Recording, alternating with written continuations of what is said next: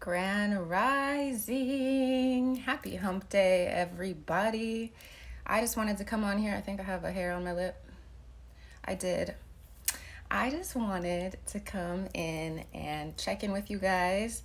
I wanted to share some information because your girl is about to start her period.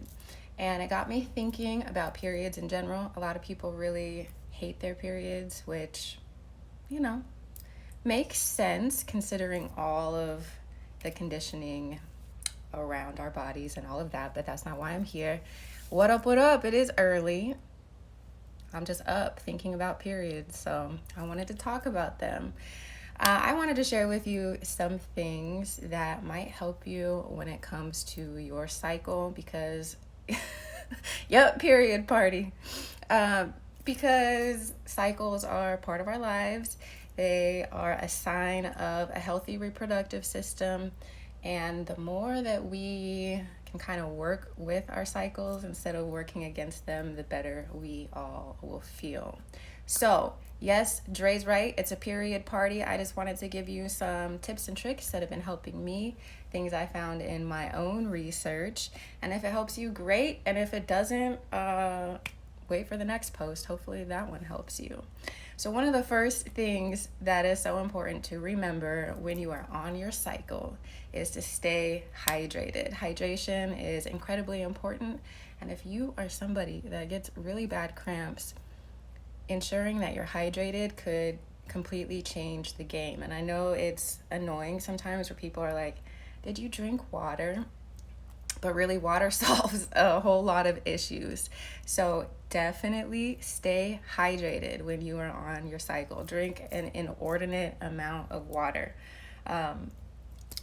It'll help, I promise. And it helps not only your cramps, it helps your skin and lots of other things. If you are a tea drinker, then there are a few herbs, powders you can try. One of the best ones is ginger. If you use or drink ginger tea, it helps you to warm up your body, warm up your blood, and then you can release it a whole lot more easily. Ginger tea also helps if you're someone who gets nauseous during your cycle. The ginger can really help to settle your stomach and make you feel better all around. So ginger tea on your cycle is amazing. Be sure to cop you some. If you have longer cycles or longer periods and you want to shorten them, another herb, another tea that could be really good for you is red raspberry leaf. And the reason being is that it tones your uterus. And if your uterus is being toned, it helps to like squeeze out your menstrual blood. So pretty graphic, but it can definitely help. Red raspberry leaf. So drink that every day of your cycle. You can even drink it a few days beforehand to prepare your uterus to release. So red raspberry leaf and ginger tea. If you are someone whose cycles are irregular, it's really surprising, but chamomile can actually help a whole lot. So basic regular ass chamomile tea, drinking that a week before your cycle starts can, or before your cycle should start, can really help your reproductive system to regulate and to menstruate. So don't underestimate chamomile. Chamomile is also a really good money herb. So at the same time that you are preparing yourself for your cycle, you can also set your intentions to receive more abundance. So it's like a double whammy with that chamomile. Okay, so ginger tea, red raspberry leaf, chamomile, all really great for your cycle for different reasons. If you want, have all three. If not, hey, this is just information, all right? Another thing that I've realized and that I've kind of resisted when it comes to my cycle and all of that is cold drinks. Cold drinks are not good for your body at all. And I am the iced coffee queen. I love cold drinks.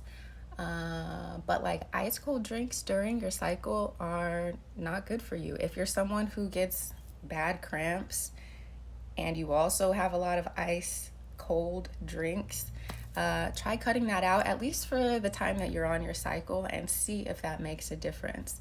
I've done that and it's made a huge difference for me, unfortunately, because I love iced coffee. I love all of that. But it's really not the greatest for you, especially if your body is trying to release and bleed. I also want to mention before we get too far into my other tips and tricks that typically people who menstruate, they either align with the new moon or the full moon. And oh, don't mind me, that's my son right here, my son Amy. They typically align with the new moon or the full moon. For me, I am a full moon bleeder. That's why I'm getting ready to menstruate right now. That's why I'm sharing these tips and tricks with you. But if you're someone that menstruates near the new moon, that's cool for you too. Traditionally, it was new moon bleeders, full moon bleeders, and the roles of those cycles kind of dictate your current state in life. So typically, people who bleed with the new moon are in more of a reproductive and familial stage in life. And then people who bleed with the full moon are more in the teaching aspects of life. But again, that's just information. If it doesn't resonate, leave it alone. So we already talked about some ways to help your cramps, but here's another tip. And it's super small and it doesn't sound like it would help, but it definitely does. And that is wearing socks. It's so important when you're menstruating or preparing to menstruate that you keep your feet warm. Your feet should not touch the ground without slippers or socks, especially if you are someone who has really bad cramps. So I know it's summertime for most people, but keep your feet covered. Wear socks if you are on your menstrual cycle. It will help make sure that you're not having cramps. And when your feet are warm, your body can more easily release menstrual blood. Okay, so wear some socks. It'll definitely help you out. Another thing that I really love to do in preparation for my cycle and as aftercare of my cycle is Yoni steaming. Yoni steaming is incredibly helpful. It is essentially the process of putting your hoo-ha over some steam. No, I'm just kidding when I say hoo-ha. Putting your vulva over steam. And people with lingams can do the same thing, right? Even if you don't have a vulva, you can still use steam therapeutically. So what you do is you take some herbs, you boil them for about 10 minutes, and you transfer them to a different bowl or a pot. You squat over it, you can kneel over it, and it delivers the volatile oils and the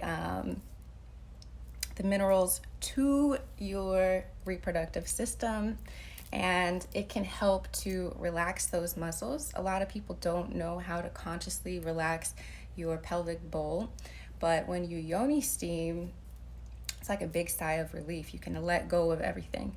And yoni steaming 3 days before helps prepare your body for your cycle, and it can actually help to shorten your cycles as well.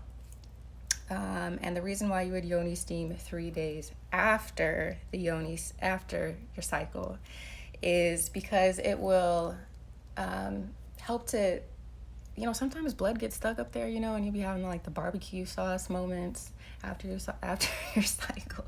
It helps to release all of the leftovers there. So no, your body doesn't necessarily need to like be steamed clean, right? That's not the point of yoni steaming.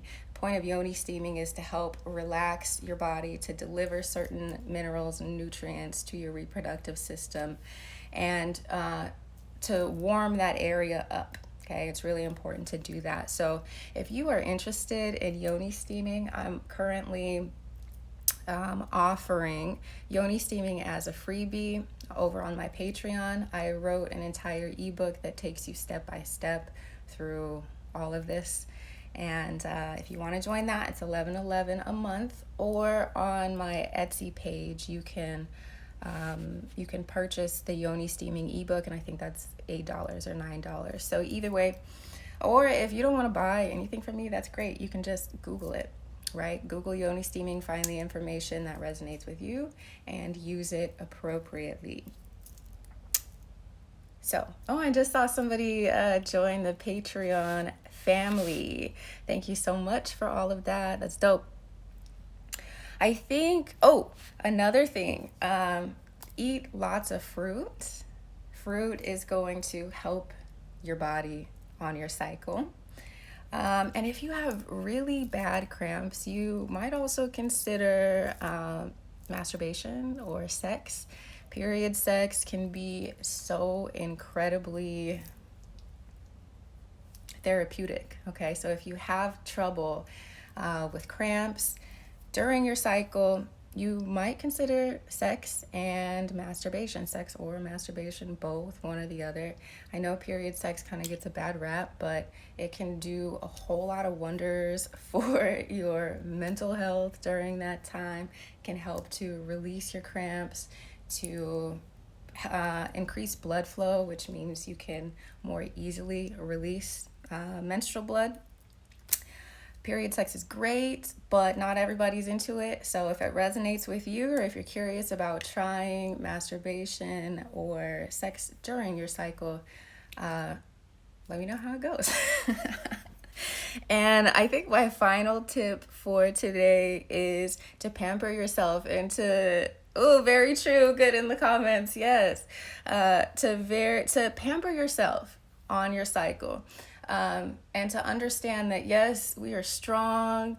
We can do anything that other people do when they're not bleeding, but that isn't the point. Just because you can doesn't mean you should. If you really honor yourself during your menstrual cycle and just allow yourself to release, you can minimize the symptoms of your cycle just by, honoring the fact that, hey, we're slowing down over here. I'm purposefully not doing as much, not because I can't, but because I am honoring myself, and I want to, ensure that my body is getting what it needs from me, which is rest. Rest is so important, and a lot of us just kind of power through our cycles instead of really pampering yourself, kicking your feet up, and enjoying the change of pace. I did miss one more thing that I wanted to talk about, and that is magnesium. Magnesium is so important for your cycle. It's a mineral that about 80% of the population is deficient on. And you can find magnesium in bananas, in dark chocolate, and in like salt baths. So if you buy Epsom salts and whatnot, you can use those in your bath to help you have less cramps. You can also get like magnesium supplements and take those as well. But adding that mineral to your diet can definitely decrease any symptoms of menstrual pain or discomfort during your cycle. So now I think, just kidding, one more thing. Be mindful of your menstrual products. Make sure you are buying tampons or pads that are organic, free of bleach and other harmful chemicals. You may also find like menstrual cups to be better. I know in general, tampons can kind of make you feel more crampy because you're inserting cotton inside of here and your body wants to release, but you're like putting something up in there.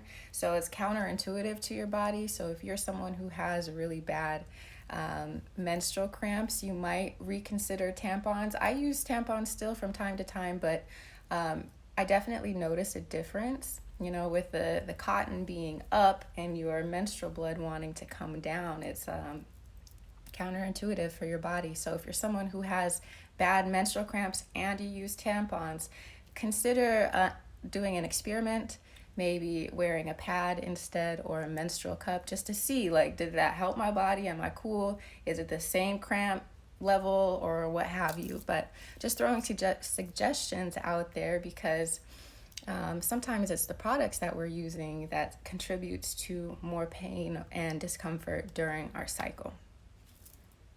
All right, so I think I covered my bases now. Again, if you would like to join Patreon, we talk about these things more in depth and more frequently. We talk about sex, self-love, and spirituality. So be sure to join me over there if you're interested. Otherwise, I will see you later. Have a great hump day and a great week. Bye, y'all.